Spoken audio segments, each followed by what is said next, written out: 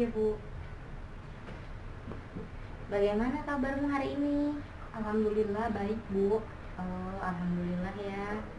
Eh, Sebelumnya saya belum kenal sama kamu. Kamu boleh perkenalan dulu? Boleh Bu. Perkenalkan, nama saya Heni Suryani. Ya, nama saya Najma Lelia. Sebelumnya kamu udah pernah melakukan proses konseling belum?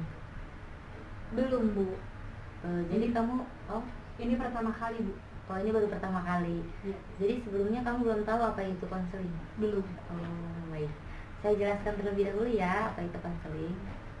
Jadi konseling itu adalah proses bantuan dari konselor kepada klien. Tujuannya untuk untuk membantu mengentaskan masalah klien.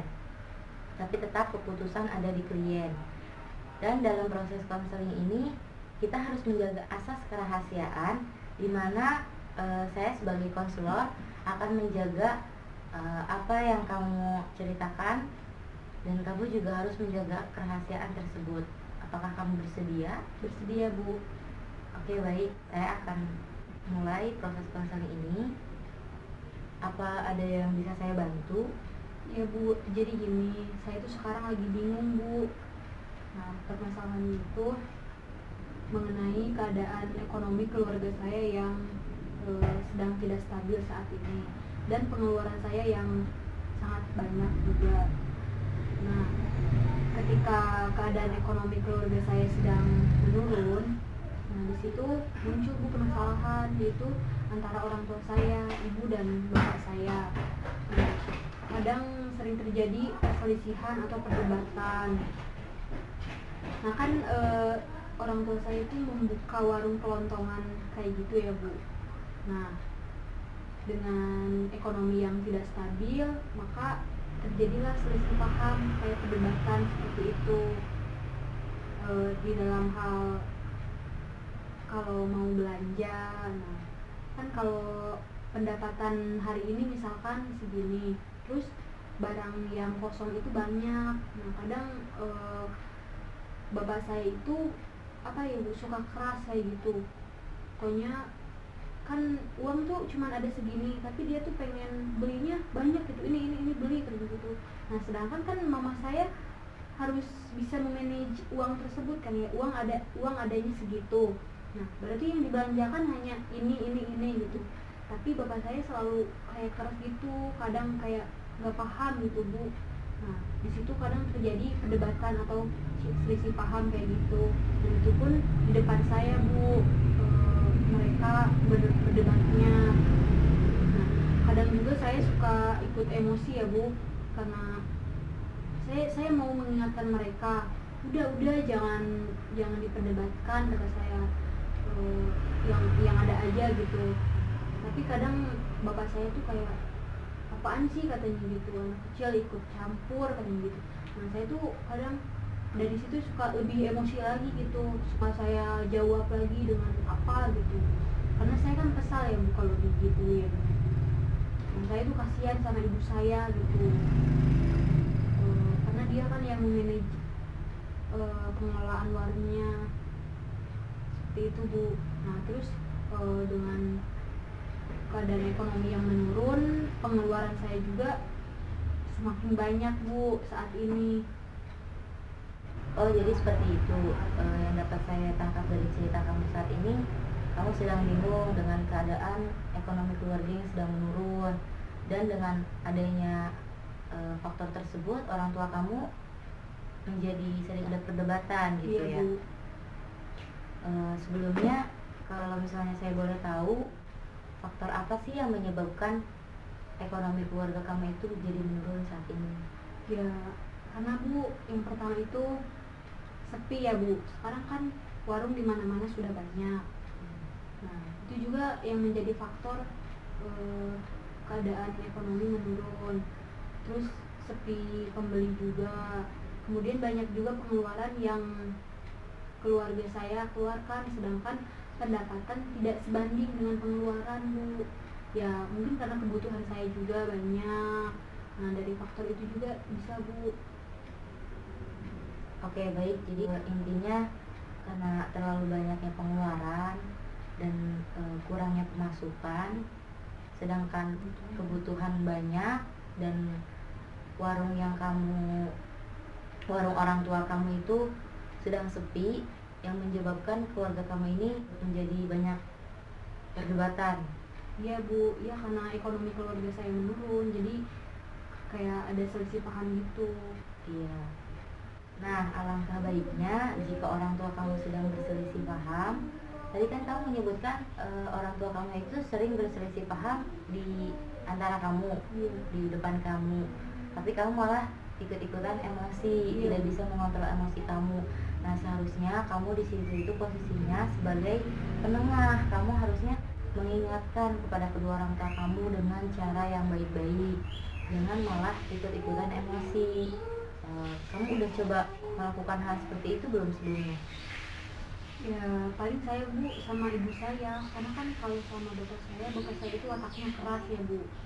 Nah jadi saya kurang komunikasi kalau dengan bapak saya, karena kalau saya berkomunikasi dengan beliau ya pasti beliau dia tuh kayak menasehati saya tapi dengan nada yang agak keras. Nah jadi kalau seperti itu saya tuh kayak kepancing emosi gitu Bu. Nah, kalau misalnya yang tadi kamu bilang wataknya itu keras, kalau misalnya watak itu sebetulnya sudah jadi sudah jadi watak dalam dirinya dia sendiri, dan watak itu sudah susah untuk dirubah. Sebaiknya kamu sebagai anak, meskipun orang tua mempunyai watak keras seperti itu, kamu harus lebih paham, harus lebih mengerti. Oh, orang tua itu memberi nasihat itu baik gitu, meskipun dengan nada yang tinggi dengan emosi, kamu harusnya jawabnya itu enggak dengan emosi lagi, tapi kamu harus lebih lemah lembut dalam menjawab apa yang orang tua kamu sampaikan. Oh seperti itu ya Bu. Ya Bu, terkadang saya tuh kayak terpancing gitu Bu. Nah tapi kalau sama ibu saya baik-baik saja, komunikasinya juga baik Bu kalau sama ibu saya. Kalau misalnya dengan komunikasinya kurang baik dengan ayah kamu, ya kamu nggak apa-apa berkomunikasi dengan ibu kamu saja. Nanti biar ibu kamu yang mencoba menyampaikan keinginan kamu seperti apa gitu. Iya Bu, sekarang kan pengeluaran saya juga banyak ya Bu. Nah ditambah dengan permasalahan keluarga saya yang berselisih paham, terus pengeluaran saya yang banyak juga, jadi saya merasa saat ini tuh merasa sangat down gitu. Nah menurut Ibu apa yang bisa saya lakukan Bu? Tadi kamu bilang pengeluaran kamu saat ini banyak ya. Boleh saya tahu pengeluarannya itu kamu untuk apa? Apakah kamu pakai untuk membeli kebutuhan yang tidak perlu, atau ada kebutuhan lain yang sangat penting? Tidak Bu, kan sekarang saya kuliah ya Bu. Nah sekarang itu lagi banyak tugas dan pengeluaran itu banyak Bu. Saya melakukan observasi, kemudian kayak penelitian kayak gitu Bu. Jadi kan itu harus mengeluarkan uang yang cukup juga ya Bu. Nah dari situ itu Bu pengeluarannya. Saya tidak menggunakan uang saya untuk hal-hal yang tidak bermanfaat Bu. Tapi sebelumnya kamu ada keinginan nggak untuk kuliah sambil bekerja? Ada Bu, saya sempat terpikirkan saya ingin kuliah sambil kerja, dan orang tua saya juga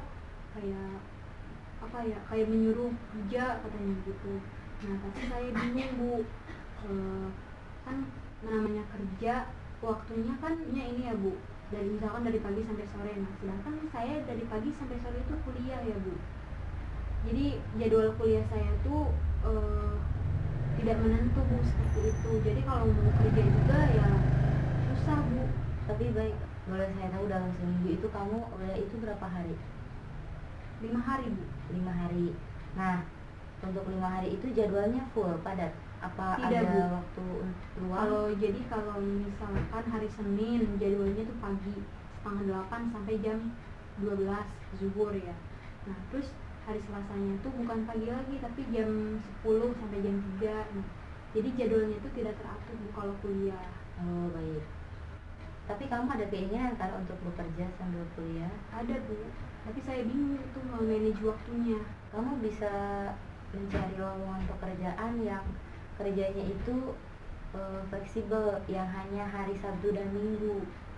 Kamu udah coba mencari pekerjaan belum? Yang Part farm time ya, bentuk betul. Waktu itu sudah pernah Bu, tapi ya belum ada panggilan Bu. Oke, baik. Kalau misalnya kamu udah coba untuk melamar, nggak apa-apa. Nanti juga mungkin di lain waktu kamu menemukan lowongan pekerjaan lagi, kamu bisa mendaftarkan diri di pekerjaan tersebut. Kalau untuk waktu luangnya, kamu bisa nggak misalnya menurut kamu dimanfaatkan waktu luang itu untuk apa gitu yang menghasilkan uang? Paling sore Bu waktu luang saya, dari sekitar jam 2-an sampai sore paling. Nah, kan itu ada waktu banyak tuh, dari sore, dari siang ya. Kamu punya pikiran nggak buat kayak manfaatin waktu itu untuk kayak berjualan, apa mengajar anak-anak sekolah anak SD misalnya privat, apa mengajar ngaji anak-anak kecil tetangga di lingkungan sekitar kamu berpikiran nggak? Oh iya ya Bu, kan di lingkungan saya itu banyak anak-anak kecil. Apa salahnya ya kalau saya mencoba untuk membuka kayak les privat kayak gitu? Nah, itu kegiatan tersebut akan membantu untuk kamu dalam, maksudnya kamu punya ilmu untuk dimanfaatkan kepada orang lain, terus kamu juga sedikit-sedikit bakal dapat penghasilan dari kegiatan tersebut. Mudah-mudahan dengan kegiatan tersebut bisa membantu kamu untuk mendapat pemasukan yang lebih gitu. Jadi kamu nggak harus ngandelin dari orang tua kamu harus punya penghasilan sendiri gitu. Oh iya Bu, baik Bu. Nanti saya insya Allah akan mencoba untuk melakukan hal tersebut Bu. Iya, dengan kegiatan tersebut mudah-mudahan faktor ekonomi keluarga kamu itu terbantu gitu. Jadi kamu gak harus berfokus pada orang tua saja, kamu juga harus punya penghasilan sendiri dari sekarang. Kamu bersedia untuk mencoba hal tersebut? Insya Allah Bu, bersedia. Baik, jadi kamu tadi sudah memaparkan tentang permasalahan keluarga kamu saat ini. Saya juga punya pengalaman pribadi tentang permasalahan yang sama yang kamu alami saat ini. Jadi saat itu orang tua saya itu ada selisih paham sama tentang faktor ekonomi juga yang sedang menurun, dan mereka berdua itu dengan berani-beraninya berselisih paham di hadapan anak-anaknya. Dan itu kan sebenarnya tidak wajar ya perilaku seperti itu. Tapi saya sebagai anak tetap bersikap mengingatkan yang hal-hal positif kepada orang tua saya agar tidak terjerumus dalam hal yang negatif gitu kan. Saya sebagai anak tetap bersabar dan juga tidak putus asa untuk memberi masukan kepada orang tua saya.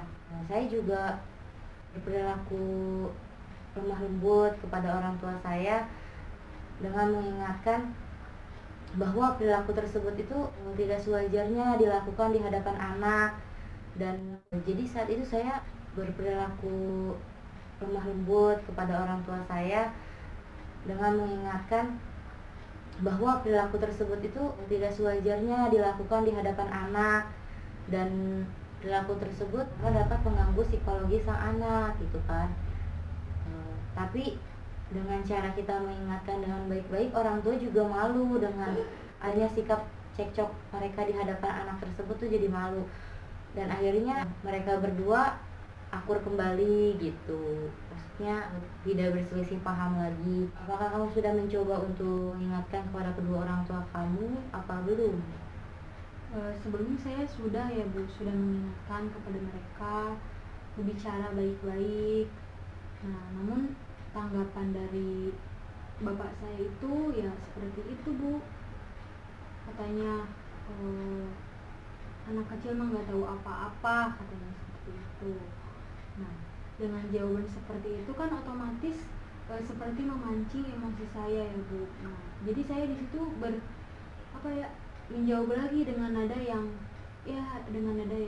agak ini Bu, Baik, jadi harusnya kalau misalnya kamu udah mencoba berbicara dengan baik-baik ke orang tua kamu, tapi tanggapannya malah negatif, bikin kita emosi, ya udah sebaiknya kita lebih baik diam dan kita mencoba menjauhkan diri di hadapan mereka.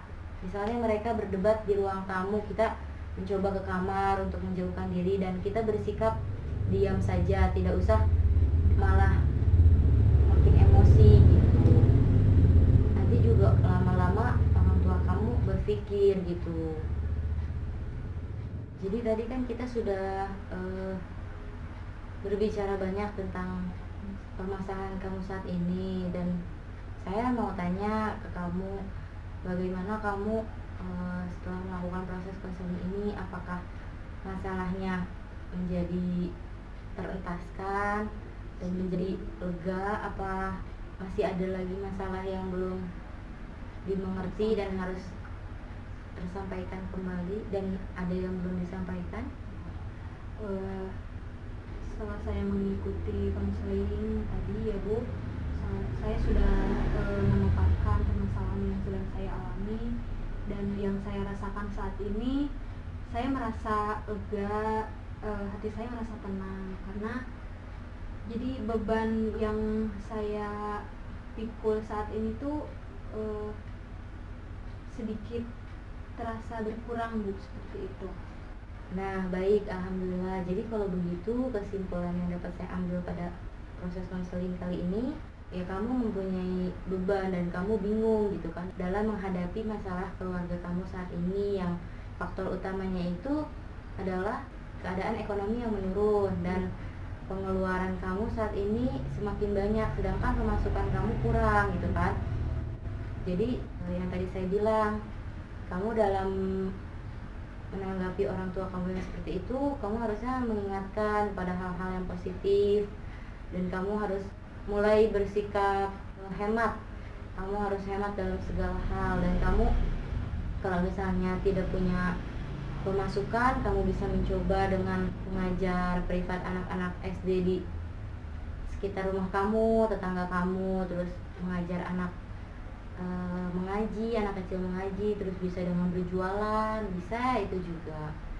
Pokoknya segala hal-hal yang positif yang bisa menghasilkan uang kamu, meskipun tidak seluruhnya terpenuhi dengan adanya pemasukan tersebut, setidaknya kamu ada kegiatan yang orang tua kamu itu bisa lihat kamu itu tidak hanya bergantung pada orang tua saja, tapi kamu juga bisa mencari penghasilan sendiri gitu. Terima kasih banyak Bu atas solusinya, atas bantuannya. Dengan konseling kali ini saya merasa lebih tenang lagi. Nah baik, apakah nanti akan diadakan lagi konseling lanjutan atau tidaknya, nanti kamu tinggal hubungi saja saya, dan saya bersedia jika kamu ingin melakukan konseling lanjutan. Baik Bu, untuk konseling lanjutannya menurut saya Bu, nanti akan ada lagi konseling lanjutan karena saya rasa permasalahan saya ini masih perlu pantauan ya Bu. Jadi agar ada perubahannya seperti itu. Baik, mudah-mudahan dengan adanya sikap kamu yang saat ini lebih mengontrol emosi kamu dan kamu lebih baik lagi kepada orang tua kamu, mengingatkan kepada hal-hal yang positif, dan kamu punya penghasilan sendiri yang bisa membuat orang tua kamu itu lebih bangga dengan kamu gitu, yang gak hanya mengandalkan orang tua saja tapi kamu bisa mandiri. Orang tua kamu mudah-mudahan menjadi senang dengan keadaan kamu saat ini gitu, dan keadaan ekonomi keluarga kamu mudah-mudahan semakin membaik gitu. Baik Bu. Untuk kegiatan proses konseling kali ini saya cukupkan sampai di sini. Mudah-mudahan segala keinginan kamu terwujud, orang tua kamu menjadi akur kembali, ekonomi keluarga kamu semakin membaik, dan kamu juga mempunyai penghasilan sendiri sehingga kamu tidak hanya mengandalkan orang tua kamu. Pokoknya saya akhiri kegiatan ini. Mohon maaf apabila banyak kesalahan dari saya. Saya ucapkan Assalamualaikum warahmatullahi wabarakatuh. Waalaikumsalam.